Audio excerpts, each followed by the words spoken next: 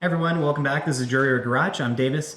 This is Tristan. We're going to be working on, I guess we're going to be calling it the Firebird's engine now. It used to be Bonneville's. Yes, it used to be. But, this is what we're going to be doing. So this is the motor 3.8 that came out of Tristan's Bonneville that, everyone loved. But it's getting repurposed. So Yep. Project F, the Camaro, no more as of a long time ago. Some Yep. people might not know that. If you watch our newest video, you would. Yep. So we have this. We're pulling it apart to rebuild for the Firebird. Tristan picked up a 1998 Firebird a year and a half ago, and it's been sitting. So we're going to be putting this in it and doing exactly the same thing that we did before. We're going to be, turbocharging it. Basically, we're going to be putting everything that was in the Camaro to begin with in the Firebird. So same transmission, same turbo kit setup. We're just going to retrofit it and make it work for it, but we're going to be doing some changes. We're hopefully going to be keeping the AC, making it more comfortable, I suppose, while also, achieving what we wanted to in the first place. Yep. And the first step to that is disassembling this so we can take it to the machine shop. There's just a few things I like to touch on. The cam bearings are absolutely destroyed.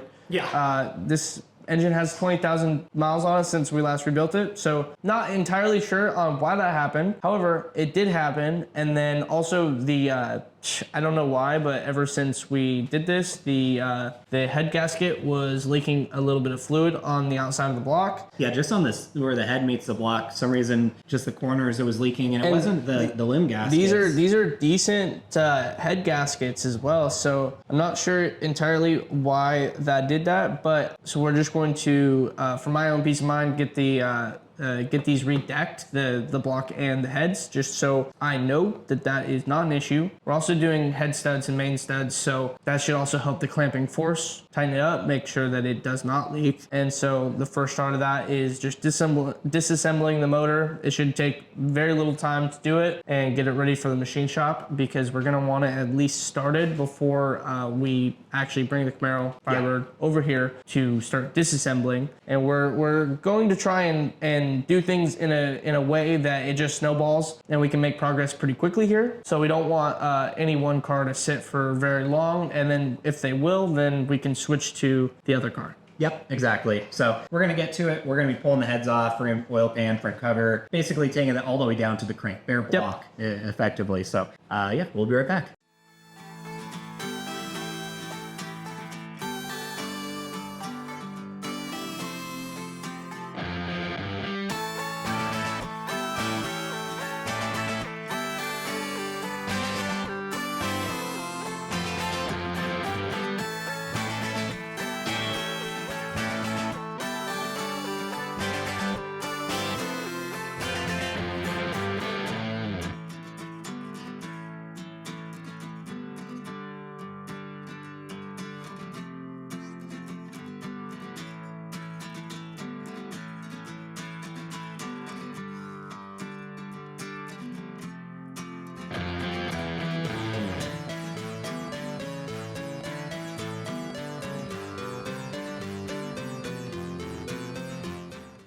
All right, guys, we're back.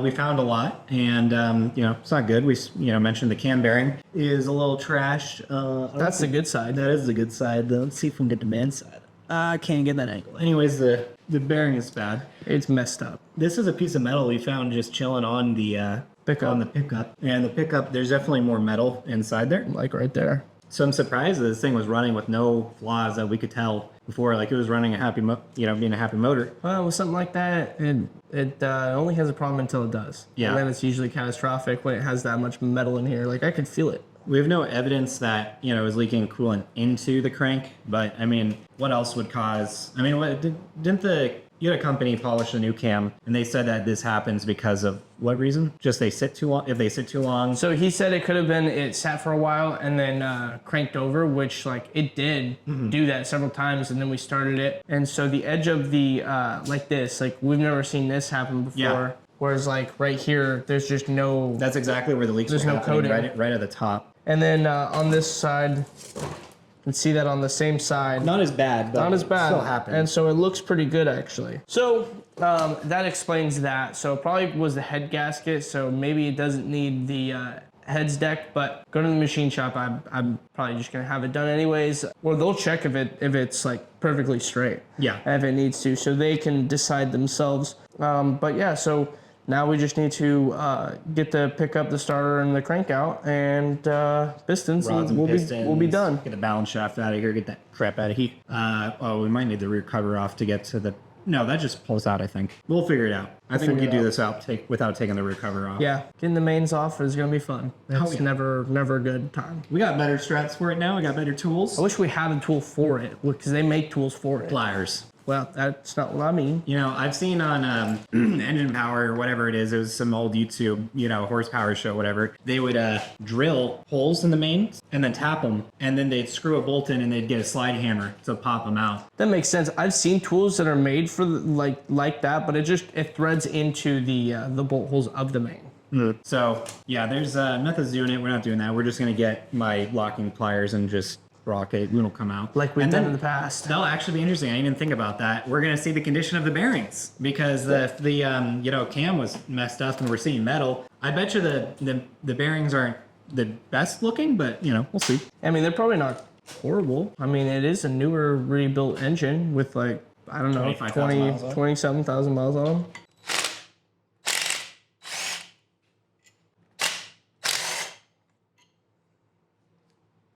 Hey, fucking gaskets we use on that thing. Probably paper one. Maybe they did it. I don't know. And then, yeah, what size bolt do you think that is? These are gonna be 12. I think it'll be like a 11.7 mil. Where's that socket I had for the head bolts? All right, guys, we're gonna be back.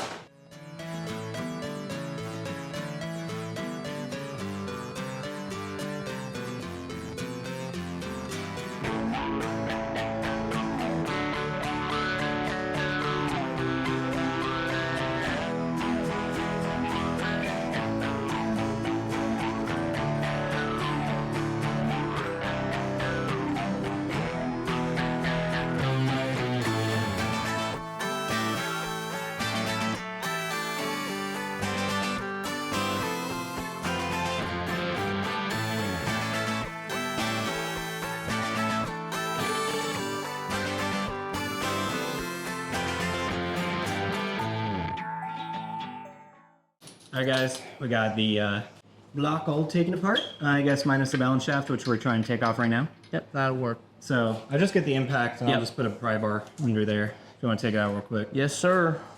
We're doing it live.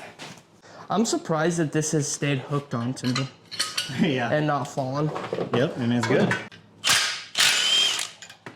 Easy. Yep. Now that thing just pulls right out. Backwards? Oh. It's supposed to be able to come out. Well, we got a mallet around here. What's happening? Actually, I feel like it does come out this end. I know we're not using it, but Davis, use a hammer. No, Davis, use a hammer. What is wrong with this thing? Yeah, we're gonna figure out real fast here. Okay, so it definitely comes out that way because it literally can't go this way. Okay. So yeah, give her a tap. There you go. I mean, it has a bearing too. Maybe it got messed up. As we found, there's a lot of messed up bearings in this thing. Or at least, okay, rephrase. Well, we never did anything with this, and the bearing looks good. It's really tight. Fully. Yep. Not like we're gonna use it. Yep. Yeah, so main issue, I believe, was main bearing number 2 or 3. Let's see. Yeah, it was number 2. You can see it got quite discolored and a little scuffy. Near the edges in particular, you'll catch a fingernail.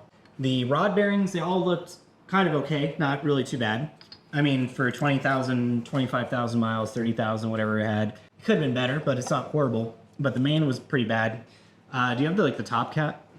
Or I guess the top, The bearing? yeah, I guess the bottom bearing. I throw away, but You threw them away? yeah. You're trying to dispose of evidence. Yeah, actually, exactly that. This man trying to dispose of evidence. These ones are really good. This, That's a bad one. that's the bad one. Yeah, pretty trashed. Any other Like one? there's smuts on it, but it is, grooved. Yeah, so that literally was the only really bad one because these ones look fine. Yeah. That one, real bad. And kind of the main problem we found was this rear. Yeah. That's a rear cam. Let's get a towel. There's some oil hiding it. Tristan is still trying to hide his shame. My shame. Shame. Shame. It's probably gonna just catch this freaking paper towel, but holy crap, it's bad. Here, grab the pen light that's on my workbench. Where the fuck your pen light at? On top of the look up, down. Mid-level, look down. Put your hand forward. There, in that area. in this area. On top. In this general area. It's literally out in the open on top of that thing. Just Dude, that's... get your long finger in Dude, there. what the fuck? I don't have no long finger. Thank you. Oh, Jesus Christ. Mm. And yeah, those little nubs you see, guys, that's just metal. Like, that's hard metal. Jesus, there's a freaking cavern in that thing. I don't know how well it's showing up on camera because this is just not optimal, but that is trash. You should get your eyes in there, Tristan. Tristan reaction. Oh my fucking god, what the fuck? What the fuck? Honestly, I'm surprised the cam looked the way it did with that. Yep, it did look pretty bad coming out, but not that bad. What the fuck? What could have possibly caught it and made it do that? That's a catastrophic failure. Like, I'm surprised you weren't hearing anything. Nothing. And he said, like, yeah, it probably happens when you don't start the car for a long time and you start it up and it's dry. The thing is, I don't see that being dry causing that kind of damage. Seriously? I don't see it. Where did the metal come through? So, like, at that point, there must have been some kind of foreign contaminant in the motor already that it sent junk through that caused it, and then it sat for a while, and then that little snag, anytime on startup, messed it up. But, like, it was a new block, new oil, cleaned block, cleaned oil pan.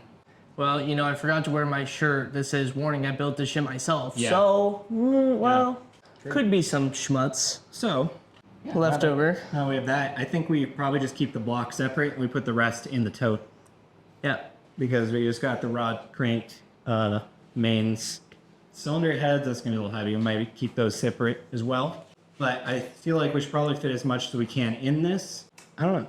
Yeah, I mean, we can put it at least until the day that it goes to the machine shop. We can put everything probably in the tow. Yeah. But then after we clean up, if we have time, we could probably just establish a game plan, a timeline, or we could just do that whatever time this week upcoming. Yeah, we'll discuss that. Viewers probably don't care about it all too much. Oh yeah, I would like to see the bottom of this oil pan too. Like, I can see some stuff sitting in there, little chunkies, but not. I think a majority would be in the catch. Yeah. And it wasn't that bad. It was not good, but not, you know. I mean, I see more stuff in that. Is that part of it right there? That little big shiny speck? I won't put it past it, but that also wasn't clean before we started dumping in it. Yeah. True. Listen, we built shit good here. Oh yeah. Jared Garage. Yeah, just think I gotta say the machine shop built this one. They put think about the Mazda, Davis. You did really good with that. The Mazda is great. New owner happy. All right, well, we're gonna clean up here, and we'll be right back. Sleepy and tired. Sleepy and tired. Sleepy and hungry. All right, guys, we just cleaned up. We deliberated. We have our next steps, I think, established for the block for the Firebird. He's going to get machine shop quotes, stuff like that. Machine shop. I mean, you probably already have one picked out. Same people do the cam. For the... Oh no, they're just a cam shop. Oh. Yeah, not a machine shop. The one I called potentially, but I'm gonna go about that off camera. Just kind of weigh my options because we don't know if the local machine shop is really actually that good. And our machine shop that we used to go to has now moved even farther away, so not really a great option anymore. But next step is just buy a few things for that, have them do it. I'm thinking about having them just reassemble like the whole bottom end for us and the heads, and just not be our problem, so that we will be ready to insert the parts we need and they'll be ready. Yeah, I mean, honestly, going through the machine shop, they're just going to be all new bearings, new piston rings. Yep. And gap the rings gap too. Them, for sure. And then once we, either before we get it back or after, then we just bring the Firebird over here and tear it apart. And there's a few things I need to buy for that. And I mean, it shouldn't be too much work though. Yeah. Yep. We'll have this all up and running, you know, just gonna be a little bit of time.